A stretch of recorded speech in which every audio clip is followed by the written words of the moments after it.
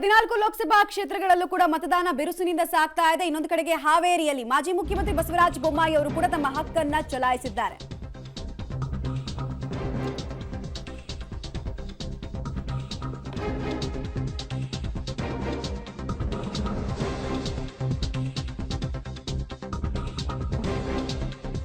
ಹಾವೇರಿಯಲ್ಲಿ ಮತದಾನಕ್ಕೆ ಕುಟುಂಬ ಸಮೇತರಾಗಿ ಬಸವರಾಜ ಬೊಮ್ಮಾಯಿ ಅವರ ಆಗಮನ ಆಗಿದೆ. ಮತದಾನಕ್ಕೂ ಮುಂಚೆ ದೇವರಲ್ಲಿ ಪ್ರಾರ್ಥನೆಯನ್ನ ಕೂಡ ಮಾಡಿದ್ದಾರೆ. ಬಿಕಾಸ್ ಇದೇ ಮೊದಲ ಸಲ ಅವರು ಸಂಸತ್ ಪ್ರವೇಶವನ್ನ ಬಯಸ್ತಾ ಇರೋದು. ಸೊ ಅದೃಷ್ಟ ಪರೀಕ್ಷೆಗಂತೂ ಇಳಿದಿದ್ದಾರೆ. ಈ ಸಲ ಸತತವಾಗಿ ಶಾಸಕರಾಗಿದ್ರು, ಶಿಗ್ಗಾವಿಯ ಶಾಸಕರು ಕೂಡ ಹೌದು. ಸೊ ಈ ಸಲ ಹೇಗೆ ಅನ್ನೋ ಕುತೂಹಲ, ಈ ವಿಶ್ವಾಸ ಅಂತೂ ಇದ್ದೇ ಇದೆ ಅವರಿಗೆ, ಗೆಲುವಿನ ವಿಶ್ವಾಸ ಇದೆ. ಒಂದ್ ಕಡೆಗೆ ಎಲ್ಲಿ ಹೋದ್ರೂ ಕೂಡ ಅಲ್ಲಿ ನನಗೆ ಉತ್ತಮ ರೆಸ್ಪಾನ್ಸ್ ಸಿಗ್ತಾ ಇತ್ತು ಅಂತೆಲ್ಲ ಹೇಳಿದ್ರು. ಆಮೇಲೆ ರಾಜ್ಯವನ್ನ 2 ವರ್ಷಗಳ ಕಾಲ ಮುಖ್ಯಮಂತ್ರಿ ಆಗಿದ್ದವರು. ಸೊ ಪಾಪ್ಯುಲಾರಿಟಿ ಮೇಲೆ ಗೆಲ್ತೀನಿ ಅನ್ನುವಂತಹ ವಿಶ್ವಾಸ, ಮೋದಿ ನಾಮಬಲ, ಎಲ್ಲದರ ವಿಶ್ವಾಸ. ಇವತ್ತೇನಾಗತ್ತೆ, ಅವರ ಪ್ರಭಾವಳಿ ಎಂಥದ್ದು, ಲೋಕಸಭಾ ಕ್ಷೇತ್ರಕ್ಕೆ ನಿಜಕ್ಕೂ ಕೂಡ ಅವ್ರನ್ನ ಕಳಿಸೋದಕ್ಕೆ ಬಯಸ್ತಾ ಇದ್ದಾರ ಜನ, ಈ ಎಲ್ಲ ಪ್ರಶ್ನೆಗಳಿಗೂ ಕೂಡ ಇವತ್ತು ಉತ್ತರ ಬರೀತಾರೆ. ಆ ಉತ್ತರ ಪ್ರಕಟ ಆಗೋದು ಜೂನ್ 4ನೇ ತಾರೀಕು. ಬಹುತೇಕ ಕ್ಷೇತ್ರಗಳಲ್ಲಿ ಈ ಸರ್ತಿ ನಾವು ಒಂದು ಜನರ ಪಲ್ಸ್ ಏನು ಅಂತ ಅರ್ಥ ಮಾಡ್ಕೊಳ್ಳೋಕ್ಕೆ ಆಗ್ತಾ ಇಲ್ಲ. ಯಾರ ಕಡೆಗೆ ಬೇಕಾದರೂ ಜನ ಒಲಿಬೋದು, ಯಾರ ಕಡೆ ಬೇಕಾದರೂ ಮತ ಹಾಕ್ಬೋದು. ಬಟ್ ಅವರವರ ಗೆಲುವಿನ ವಿಶ್ವಾಸದಲ್ಲಿ ಅವರವ್ರು ಇದ್ದಾರೆ, ಇರಲೇಬೇಕು. ಓಕೆ, ನನ್ನ ಇಬ್ಬರು ಸಹೋದ್ಯೋಗಿಗಳು ಈಗ ನನ್ನ ಜೊತೆಯಲ್ಲಿ ನೇರ ಸಂಪರ್ಕಕ್ಕೆ ಸಿಗ್ತಾ ಇದ್ದಾರೆ. ಚಿಕ್ಕೋಡಿಯಿಂದ ನನ್ನ ಕೊಲೀಗ ಚೇತನ್ ಮತ್ತು ನವೀನ್ ಸಾಗರ್ ಉತ್ತರಾಖಂಡ ಶಿರ್ಸಿಯಿಂದ. ಮೊದಲಿಗೆ ಚೇತನ್ ಮಾತನಾಡಿಸ್ಬಿಡ್ತೀನಿ. ಚೇತನ್, ಜಿದ್ದಾಜಿದ್ದಿನ ಕಣವಾಗಿತ್ತು ಚಿಕ್ಕೋಡಿ. ಸೊ ಮತದಾನ ಯಾವ ರೀತಿ ನಡೀತಾ ಇದೆ, ಜನರ ಸ್ಪಂದನೆ ಹೇಗಿದೆ, ಕಳೆದ ಬಾರಿಗೆ ಕಂಪೇರ್ ಮಾಡಿದ್ರೆ ಈ ಸರ್ತಿ ಏನು ವೈಶಿಷ್ಟ್ಯ ಈ ಸರ್ತಿ ಅಂತ?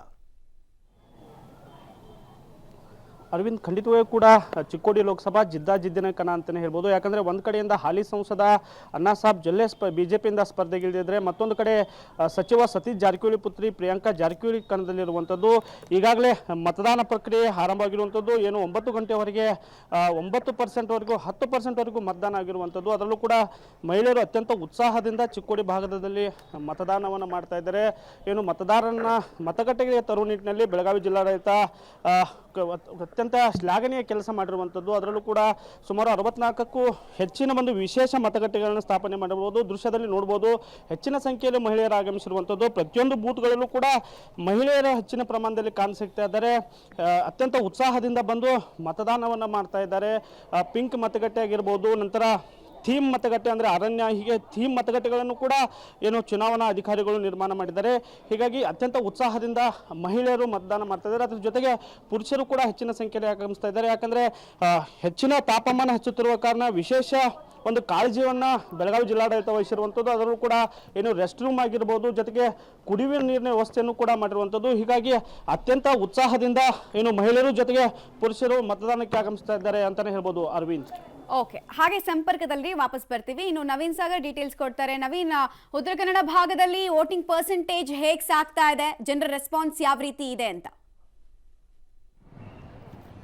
ಉತ್ತರ ಕನ್ನಡ ಜಿಲ್ಲೆಯಲ್ಲಿ ಬೆಳಗಿನಿಂದ ಉತ್ತಮವಾದ ಒಂದು ಪ್ರತಿಕ್ರಿಯೆಯನ್ನು ಮತದಾರರು ವ್ಯಕ್ತಪಡಿಸಿರುವಂಥದ್ದು. ಒಟ್ಟು 11.42% ಈಗಾಗಲೇ ಮತದಾನ ಮೊದಲ ಹಂತದಲ್ಲಿ ಆಗಿರುವಂಥದ್ದು. ಈಗಾಗಲೇ ಜನರು ಕೂಡ ಹೆಚ್ಚಿನ ಸಂಖ್ಯೆಯಲ್ಲಿ ಮತಗಟ್ಟೆಗೆ ಬಂದು ಮತವನ್ನು ಚಲಾಯಿಸ್ತಾ ಇದ್ದಾರೆ. ಉತ್ತರ ಕನ್ನಡ ಜಿಲ್ಲೆಯಲ್ಲಿ ಹಿಂದುತ್ವ ಮತ್ತು ಗ್ಯಾರಂಟಿ ಎಂಬುವಂತಹ ಒಂದು 2 ವಿಷಯಗಳ ನಡುವೆ ಈಗ ದೊಡ್ಡ ಪೈಪೋಟಿ ನಡೀತಾ ಇರುವಂಥದ್ದು.